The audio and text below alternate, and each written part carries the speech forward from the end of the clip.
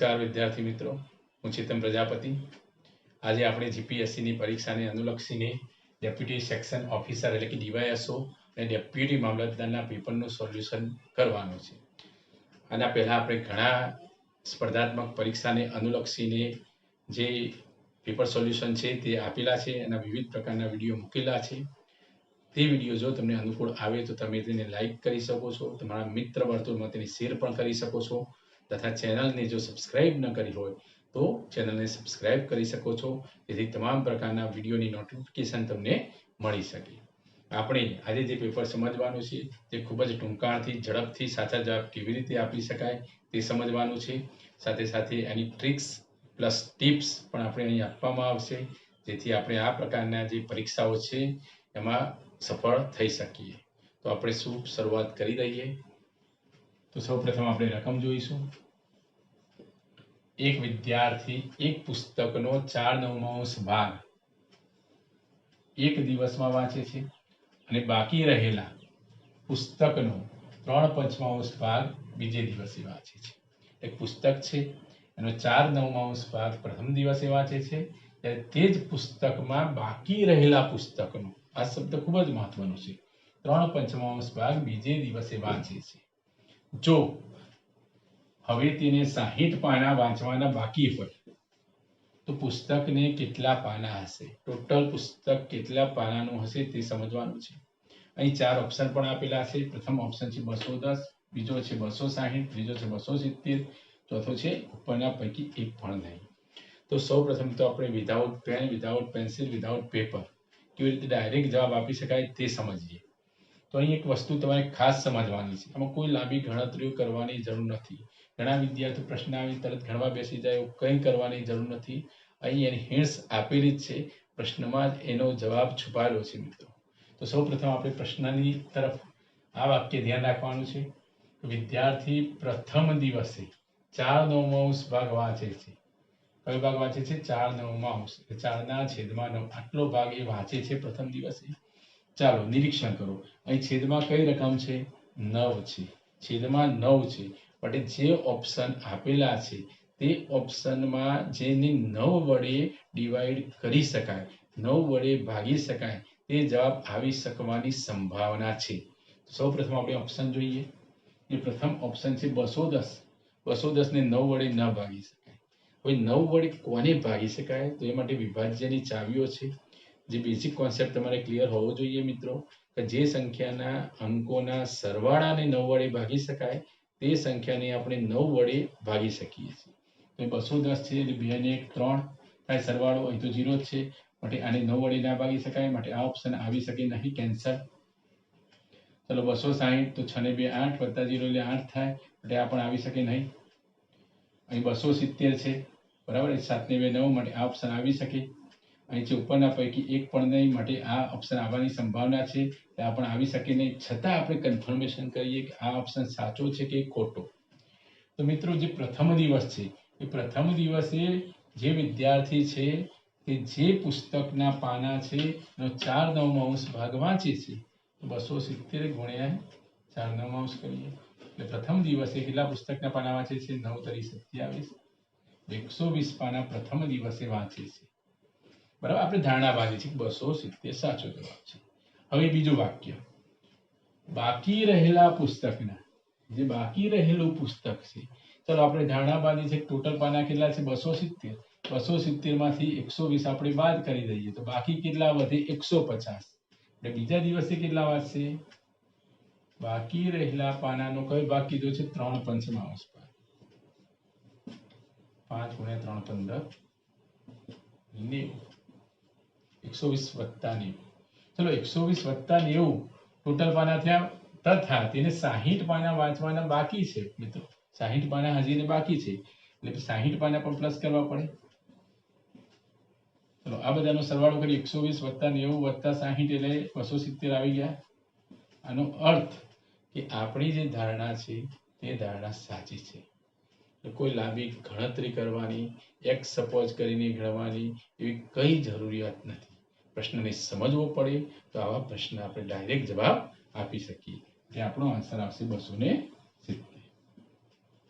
चलो बीजा प्रश्न तरफ ध्यान केंद्रित करिए। बीजो प्रश्न समझिए मित्रों।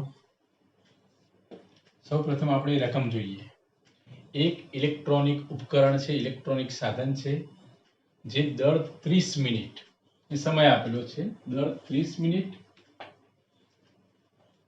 1 કલાક, 1 કલાક અને 30 મિનિટ તથા 1 કલાક અને 45 મિનિટ એ ચોક્કસ અવાજ કરે છે। એક સાધન છે, ટૂંકમાં ઘંટડી, એ પ્રત્યેક 30 મિનિટે વાગે છે, 1 કલાકે, 1 કલાક 30 મિનિટ તથા 1 કલાક 45 મિનિટે ચોક્કસ અવાજ કરે છે, બીપ।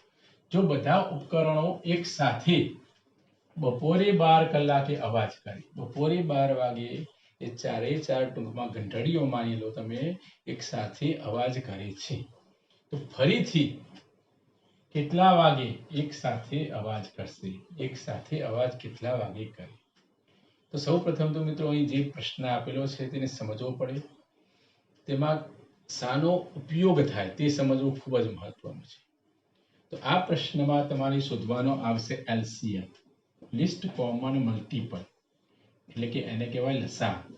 આ પ્રકારના જે પ્રશ્નો આવે છે એમાં લસાનો ઉપયોગ થાય। તો લસાનો કોન્સેપ્ટ તમારે ક્લિયર હશે તો તમે ફટાફટ જવાબ આપી શકશો આ પ્રકારના પ્રશ્નોના। તો સૌપ્રથમ કયા કયા સમય આપેલો છે? તો છે 30 મિનિટે ઘંટડી રણકે છે, એના પછી છે 1 કલાક, 1 કલાક એટલે બધા જાણીએ છીએ કે 60 મિનિટ થાય, બધા એકમો સમાન આપણે કરી દઈએ। ત્યારબાદ 1 કલાક 30 મિનિટ એટલે 90 મિનિટ થાય, ત્યારબાદ 1 કલાક 45 મિનિટ એટલે 105 મિનિટ થાય, 60 વત્તા 45, 1 કલાક એટલે 60 વત્તા 45 એટલે 105 મિનિટ થાય। તો કહેવાનો ભાવાર્થ છે પ્રથમ ઘંટડી છે 30 મિનિટે રણકે છે, બીજી 60 મિનિટે, ત્રીજી 90 મિનિટે, ચોથી 105 મિનિટે। જો એક સાથે રણકે તો કયા સમયે ફરીથી એક સાથે રણકશે કહેવાનો। તો આનો લસા શોધવો છે તમારે। મિત્રો એક વાત ખાસ ધ્યાન રાખવાની છે તમારે, જે લસા શોધવાનો છે, લસા એટલે લઘુત્તમ સામાન્ય અવયવી, નાનામાં નાની એવી સંખ્યા જે 30, 60, 90 ને 105 વડે ડિવાઈડ કરી શકાય। એ આપણે પછી એના સ્પેશિયલ ચેપ્ટરમાં તમે ડિટેલમાં સમજજો। તો ટૂંકમાં તમામ સંખ્યા વડે ભાગી શકાય એવી સંખ્યાથી જો શરૂઆત કરીએ તો ઝડપથી જવાબ આવે। જેમ કે બધાની ભાગ ચાલે એવી સંખ્યા છે 15, 15 ગુણ્યા 2, 15 ચોક 60, 15 છક 90, 15 ગુણ્યા 7 105 થઈ ગયા। ત્યારબાદ અહીં અંદરો અંદર ભાગ ચાલે છે તે ખાસ જોવાનું છે। તો હા અહીં 2 છે, અહીં 4 છે, ભાગી શકાય 2 વડે, 2 લઈએ તો 2 ગુણ્યા 1, 2 ગુણ્યા 2, 2 તરી 6, 7 એમ 9। હવે અહીં જે સંખ્યાઓ મળે છે 1, 2, 3 અને 7, એનો અંદરો અંદર ભાગ ચાલી શકતો નથી। તો હવે આપણે મલ્ટીપ્લિકેશન કરી નાખવાનું છે, તમામ સંખ્યાઓ છે એને મલ્ટીપ્લિકેશન કરવાનું છે। ખાસ ધ્યાન રાખજો, 15 ગુણ્યા 2 એટલે 30, 30 ગુણ્યા 1 એટલે 30, 30 ગુણ્યા 2 એટલે 60 છે, 3 અને 7 છે, આ બંનેનો ગુણાકાર 7 તરી 21 એટલે 60 ગુણ્યા 21 આ સમય મળ્યો। આ જે આવે છે તે મિનિટમાં જવાબ આવશે। ટૂંકમાં તમામનું મલ્ટીપ્લિકેશન એ લસા કહી શકાય। 60 ગુણ્યા 21 મિનિટ ગુણાકાર કરવાની જરૂર નથી, આપણે બધા જાણીએ છીએ કે 60 મિનિટ એટલે 1 કલાક, અને કલાકમાં ફેરવાય તો આ 60 દૂર થશે, માટે 21 કલાક આપણો આન્સર આવશે। આનો અર્થ કે 21 કલાક બાદ જે ચારે ચાર ઘંટડી છે તે એક સાથે રણકશે। તો પ્રશ્નમાં કયો સમય આપેલો છે? બપોરે 12 વાગ્યાનો સમય છે, બપોરે 12 કલાક આ બપોરનો સમય છે। તો આપણે 21 એમાં પ્લસ કરવા પડે, ડાયરેક્ટ ખ્યાલ ના આવે તો બપોરના 12 થી રાતના 12 એટલે 12 કલાક થયા। તો 21 માંથી 12 બાદ કરો એટલે 9 બાકી વધે, એટલે પાછા 9 કલાક આપણે પ્લસ કરવા પડે। રાત્રે 12 માં આપણે 9 પ્લસ કરીએ એટલે સવારે 9 વાગે એક સાથે રણકીએ। તો અહીં ઓપ્શન આપેલો છે તમે જોવો છો, અહીં રાત્રે 12 વાગે માટે આપણને આવે, આપણને આવે, આપણને આવે, માટે ઉપરના પૈકી એક પણ અહીં આપણો આન્સર થશે। એટલે ફક્ત નસા શોધતા જો તમને આવડે અને એ પણ સ્પીડ સાથે ઝડપથી આ પ્રમાણે તમે ડાયરેક્ટ જવાબ લાવી શકો। ચાલો એના પછીનો પ્રશ્ન જોઈએ, પ્રશ્ન 3 સમજીએ મિત્રો। પ્રશ્ન 3 એક કામ અને સમયનો પ્રશ્ન છે। સૌપ્રથમ આપણે રકમ સમજીએ। રશેષને 36 પાના ટાઈપ કરતા 8 કલાક લાગે છે। એક વિદ્યાર્થી છે રશેષ, એ 36 પાના ટાઈપ કરવાના છે, 36 પાના ટાઈપ કરતા એને 8 કલાક લાગે છે। જ્યારે ઇલિયસને 39 પાના ટાઈપ કરતા 6 કલાક લાગે છે। ઇલેશને 39 પાના ટાઈપ કરતા 6 કલાક લાગે છે. તો પ્રશ્ન છે બંને સાથે કામ કરે તો 275 પાના ટાઈપ કરતા કેટલો સમય લાગે? તો મિત્રો બંનેના કામનો દર શોધવો પડે, કામના દરનો સરવાળો કરવો પડે એટલે આપણો આન્સર આવી જાય. તો કામના દરનું સૂત્ર છે કરેલું કામ ભાગ્યા તે માટે લાગતો સમય. તો ચલો રસેશ કેટલું કામ કરે છે? 36 પાના 8 કલાકમાં કરે છે. માટે કે કામના દર કરેલું કામ 36 પાના, સમય 8 કલાક, માટે તેના કામનો દર થશે 36/8. ચલો ઇલેશના કામનો દર શું છે? 39/6 થશે. બંને સાથે કામ કરે છે માટે પ્લસ.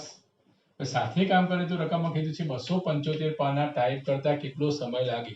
સાથે કામ કરે તો કેટલો સમય લાગે? કરેલું કામ 275 પાના, કેટલો સમય લાગે? છેદમાં હંમેશા સમય આવે. કરેલું કામ છેદમાં તે માટે લાગતો સમય. ચલો સમય આપેલો નથી, સમય શોધવાનો છે. x સપોઝ કરીએ છીએ, આનું સિમ્પ્લિફિકેશન કરીશું એટલે આનો જવાબ ડાયરેક્ટ આપણે આવી જશે. 2 × 4 એટલે 8, 9 × 4 એટલે 36, 2 × 3 એટલે 6, 3 × 3 એટલે 39. ચલો બંનેના છેદ સમાન થઈ ગયા. અહીં પણ 2, અહીં પણ 2, માટે 2 લખી દઉં છું. પર સરવાળો થશે. અહીં 13 આવ્યા, અહીં 9, 13 ને 9 22 બરાબર 275 છેદમાં x. 22/2 એટલે 11, 11 છેદમાં આવી જશે. એટલે x ની વેલ્યુ થશે 275 છેદમાં 11. આનું સિમ્પ્લિફિકેશન કરીએ. 11 × 2 = 22 આવે. 5 + 11 = 55. 25 જવાબ આપણો આવશે. તો સૌ પ્રથમ જે ઓપ્શન આપેલા છે એમાં 25 ઓપ્શન સી છે, માટે જવાબ આવી ગયો. કોન્સેપ્ટ ક્લિયર થયા પછી ડાયરેક્ટ જવાબ આવી જાય. આમાં ખાસ બહુ લાંબી ગણતરી ના કરવી પડે, ફક્ત 2-3 સ્ટેપમાં જવાબ આવી જાય. પ્રથમ સ્ટેપ, આ બીજા સ્ટેપ અને ત્રીજા સ્ટેપમાં જવાબ આવી ગયો. તો આ પ્રકારના પ્રશ્નો આવડવા જોઈએ. ચલો એના પછીનો પ્રશ્ન લઈએ. એક નિયમિત ષટકોણની બાજુનું માપ 4 સેન્ટીમીટર છે તો તેનું ક્ષેત્રફળ કેટલું થાય? તો ષટકોણ જે આપેલો છે એના ક્ષેત્રફળની ફોર્મ્યુલા તમને આવડતી હોવી જોઈએ. આ ફોર્મ્યુલા આધારિત પ્રશ્નો ખાસ પૂછાય છે. તો ષટકોણનું ક્ષેત્રફળ, એરિયા ઓફ હેક્સાગોનલ, 3√3/2a². આ ફોર્મ્યુલા ખાસ તમારે યાદ રાખવાની છે. 3√3/2a². ચલો અંદર આપણે કિંમત મૂકીએ. 3√3/2a². એ જ બાજુનું માપ. ચલો બાજુનું માપ કેટલું આપેલું છે? હેક્સાગોનલ 4 સેન્ટીમીટર, માટે 4 નો વર્ગ એટલે 16, 2 × 8 એટલે 16, 8 × 24√3 આપણો આન્સર આવે. આપણે ઓપ્શન તરફ નજર કરીએ તો આમાં કોઈ એવો ઓપ્શન છે નહીં, માટે ઉપરના પૈકી એક પણ નહીં. તો આ પ્રમાણે ગણી શકાય. તમારી દરેક ક્ષેત્રફળ ઘનફળની ફોર્મ્યુલાઓ મોઢી હોવી ખાસ જરૂરી છે. કે એને અનુલક્ષીને 1-2 પ્રશ્નો તો ખાસ આવે જ છે, જેનાથી આપણે કોઈ પણ પ્રકારની લાંબી ગણતરી કર્યા સિવાય જવાબ લાવી શકીએ. ચાલો એના પછીનો પ્રશ્ન જોઈએ. પ્રશ્ન 5 તરફ નજર કરીએ. મિત્રો આ પ્રકારના જે પ્રશ્નો છે એ મોટાભાગના વિદ્યાર્થીઓ સ્કીપ કરી દે છે, એટલે કે છોડી દે છે. ખૂબ લેન્ધી પ્રશ્ન છે, પરંતુ બને એટલી ટૂંકાણથી આપણે સમજાવવા પ્રયત્ન કરી રહ્યા છીએ. એ પૂરેપૂરું ધ્યાન રાખવું ખૂબ જ મહત્વનો પ્રશ્ન છે. જીપીએસસી ક્લાસ 1-2માં પણ આ પ્રકારના પ્રશ્નો આવે છે. પ્રશ્નને સમજવો જરૂરી છે. એક દુકાનદાર 200 કિલોગ્રામ ચોખા 7.25 પ્રતિ કિલોના ભાવે ખરીદે છે અને બીજા 400 કિલોગ્રામ ચોખા 5.75 પ્રતિ કિલોના ભાવે ખરીદે છે, તથા બંને જે એક પ્રકારના ચોખા છે તે બંને ચોખાનો જથ્થો પણ અલગ અલગ છે, ભાવ પણ અલગ અલગ છે. એ બંને ચોખાને એકત્ર કરે છે, ભેગા કરે છે. ભેગા કર્યા બાદ જે મિશ્રણ છે એનો ત્રીજો ભાગ 1/3 ભાગ 6 રૂપિયા પ્રતિ કિલોના ભાવે વેચે છે. જો સમગ્ર મિશ્રણ પર 20% નફો થયો હોય તો બાકીનું મિશ્રણ તેને કયા ભાવે વેચવું જોઈએ? એ 4 ઓપ્શન પણ આપેલા છે. એ થોડું કેલ્ક્યુલેશન થશે. પ્રશ્ન ખૂબ જ મહત્વનો છે. તો આપણે પ્રશ્નને સમજીએ. સૌપ્રથમ 200 કિલોગ્રામ ચોખા 7.25 ના ભાવે ખરીદે છે. સૌપ્રથમ આપણે ખરીદ કિંમત સમજી લઈશું બધા પ્રકારના ચોખાની. 7.25 × 200 કરવા પડે. 7.25 × 200. અહીં પોઈન્ટ પછી 2 અંક છે, અહીં 2 શૂન્ય છે એટલે જતા રહેશે. એટલે 725 × 2 કરો એટલે 1450 આવશે. તો આ 1450 જે મળ્યા તમને તે કેટલા કિલોગ્રામ ચોખા મળ્યા? 200 કિલોગ્રામ ચોખા ની ખરીદ કિંમત. અહીં આપણે ખરીદ કિંમત સમજીએ છીએ. ખરીદ કિંમત વેપારી. ચલો એના પછીનું બીજું વાક્ય, 400 કિલોગ્રામ ચોખા 5.75 પ્રતિ કિલોના ભાવે ખરીદીએ છીએ. આ બંનેનું મલ્ટીપ્લિકેશન પોઈન્ટ પછી બે અંક છે, જતા રહે 575 ગુણ્યા 4 કરવાના. 5 ગુણ્યા 4 એટલે 20, 20 ને પેલા 75 ગુણ્યા 4 થશે 300 એટલે 3, 20 ને 3 23 એટલે 2300 થાય. 2300 રૂપિયા 400 કિલોગ્રામ ચોખા. બહુ સમજવું જરૂરી પ્રશ્ન છે. આનો અર્થ એ થયો કે ટોટલ એને 600 કિલોગ્રામ ચોખા ખરીદ્યા. આ 600 કિલોગ્રામ ચોખાની કુલ કિંમત થશે 3750 રૂપિયા. ટૂંકમાં આ થઈ ખરીદ કિંમત. અહીં જે આપેલી છે ખરીદ કિંમત 600 કિલોગ્રામ. હવેનું વાક્ય ખૂબ જ મહત્વનું છે મિત્રો. તે મિશ્રણનો 1/3 ભાગ, જે મિશ્રણ છે 600 કિલોગ્રામ એનો ત્રીજો ભાગ એટલે 1/3 એટલે કે 200 કિલોગ્રામ ચોખા. આમાંથી 200 કિલોગ્રામ જે ચોખા છે તે 6 રૂપિયા પ્રતિ કિલોના ભાવે વેચે છે. રકમની સમજવી જરૂર છે. આ 200 કિલોગ્રામ જે ચોખા છે એને વેચે છે તે કયા ભાવે? 6 રૂપિયા. માટે આ જે ચોખા છે એની કિંમત કેટલી થઈ? 1200 રૂપિયા. આ થઈ વેચાણ કિંમત. ટૂંકમાં એ 200 કિલોગ્રામ ચોખા 6 રૂપિયે વેચ્યા, જેની કિંમત છે 1200 રૂપિયા વેચાણ કિંમત મળી. અહીં મળે છે વેચાણ કિંમત. બહુ સમજવા જેવો પ્રશ્ન છે મિત્રો. હવે રકમમાં કહે છે તેને 20% નફો મેળવવો હોય. ટૂંકમાં નફો તમામ ચોખા ઉપર સમાન જ હોય તો સમગ્ર મિશ્રણ કેટલા ભાવે વેચવું જોઈએ? મિશ્રણનો બાકીનો ભાગ. તો આ જે કિંમત મળી વેચાણ કિંમત એ 20% નફા સાથેની કિંમત છે. માટે આની જે વેલ્યુ થાય તે 120% થશે. માટે 1200 ની વેલ્યુ થઈ 120%. માટે 100% ની વેલ્યુ આપણે શોધવી છે. 100% એટલે મૂળ કિંમત, ખરીદ કિંમત. તરત ખ્યાલ આવી જાય. 120 એ 1200 તો 100 એ કેટલા થશે? 1000. એટલે 1000 રૂપિયામાં તેને ખરીદ્યા હશે. આ 200 કિલોગ્રામ ચોખા 1000 એ ખરીદ્યા હોય, 1200 એ વેચ્યા હોય, કહેવાનો ભાવ છે. બરાબર. તો 1000 રૂપિયામાંથી બાદ થશે. માટે 2750 રૂપિયા બાકીના ચોખા વધે. બાકીના ચોખા એટલે કેટલા ચોખા મિત્રો? 600 માંથી 200 ગયા એટલે 400 કિલોગ્રામ ચોખા ની ખરીદ કિંમત કેટલી છે? 2750. હવે રકમમાં છે કયા ભાવે વેચવું જોઈએ? બાકીનું મિશ્રણ કયા ભાવે વેચવું જોઈએ? પર કેજી નો ભાવ શોધવાનો છે. પર કેજી ઓપ્શનમાં આપેલા છે. માટે અહીં જે 2750 આપેલા છે એ ટોટલ 400 કિલોગ્રામ ચોખા છે. ચાલો આના પર આપણે કેટલો પ્રોફિટ લેવો છે? 20% પ્રોફિટ લેવો છે. એની વેલ્યુએશન 120% થાય એ સમજવું જરૂરી છે. પ્રોફિટ એન્ડ લોસ 120% એટલે 120/100. આનું સિમ્પ્લિફિકેશન કરીશું. 0 0 કટ. બરાબર. 4 ગુણ્યા 3 એટલે 12. 275 ગુણ્યા 3 કરવાના. 75 ગુણ્યા 3 એટલે આવશે 825. 275 ગુણ્યા 3 એટલે 825/100 છે. માટે 8.25 રૂપિયા પર કેજી ની વેચાણ કિંમત. તો બાકીનું મિશ્રણ તેને કયા ભાવે વેચવું જોઈએ? પર કેજી નો ભાવ 8.25 જે ઓપ્શન બી આપણો આન્સર આવશે. એ પ્રશ્ન થોડો કઠિન છે, પણ સમજેલા હોય તો આનાથી સરળ પ્રશ્નો પણ તમે ઝડપથી જવાબ આપી શકો. તો આ થયા આજે આપણે સમજ્યા 5 પ્રશ્નો જે ખૂબ જ મહત્વના હતા મિત્રો. હજી આપણે બાકીના પ્રશ્નો સમજવાના જ છે ઓલરેડી.